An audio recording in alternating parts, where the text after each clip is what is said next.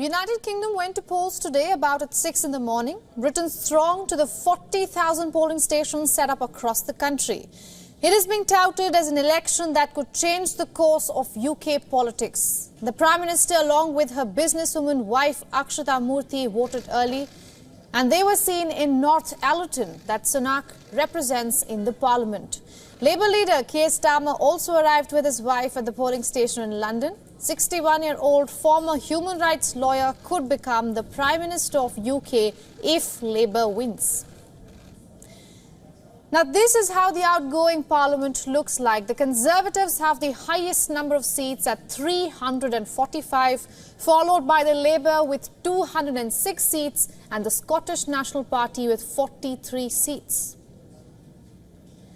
The UK is divided into 650 constituencies. In a general election, voters in each constituency choose a member of the Parliament, also known as MP, to represent them in the House of Commons.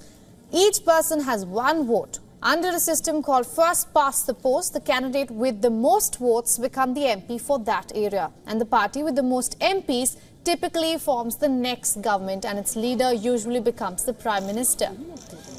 This general election uses new constituency boundaries redrawn to reflect population changes and to even out voter numbers. For the very first time, the voters in England, Scotland and Wales have to show their valid photo ID to vote in person.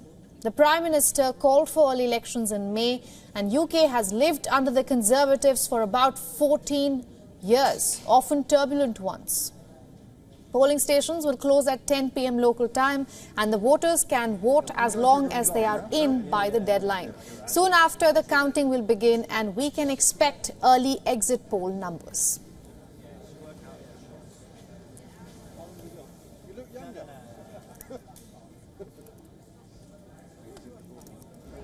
Now, just 1 minute. Just 1 minute.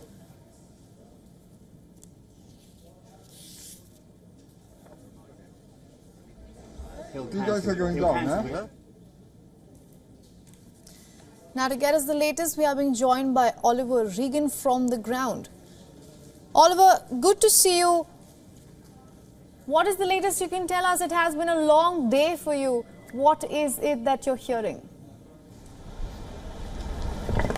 Yes, of course, I've been here since 7 this morning, which is when the polls opened here in the UK, and what's been a nice, fair day of lots of sunshine, which will be positive, we think, for voter turnout. And of course, as you mentioned, the polls opened this morning at 7 o'clock. They will close at 10 p.m. this evening, and we have 650 constituencies across the UK, and many of them are hosting the voting community centres like this, church halls, village centres and small areas that are transformed into an area where constituents can vote during the day. Now, of course, any party wanting to win the election needs to win 326 to get MPs to get a majority, and as I say, there's 650 constituencies across the UK. We've seen the leaders of the major parties turning out to their local areas to vote and to cast their ballot, and it is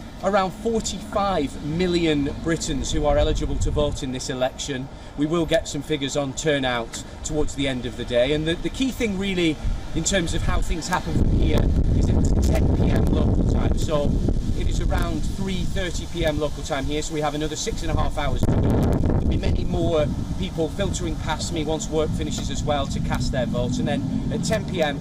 the exit poll will be published by the major broadcasters, and that is a real indication as to who is going to have won this election.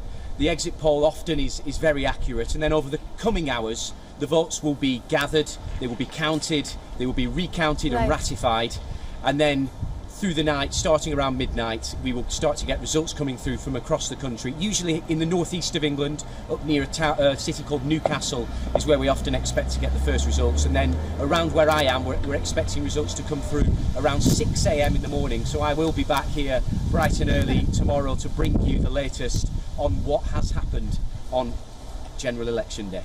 All right, Oliver, some good wind and a warm day is good news for the UK voters, of course, hopefully that will turn to be a good news for voter turnout as well. Thank you so much for joining us, Oliver, and getting us all those updates. For all the latest news, download the WION app and subscribe to our YouTube channel.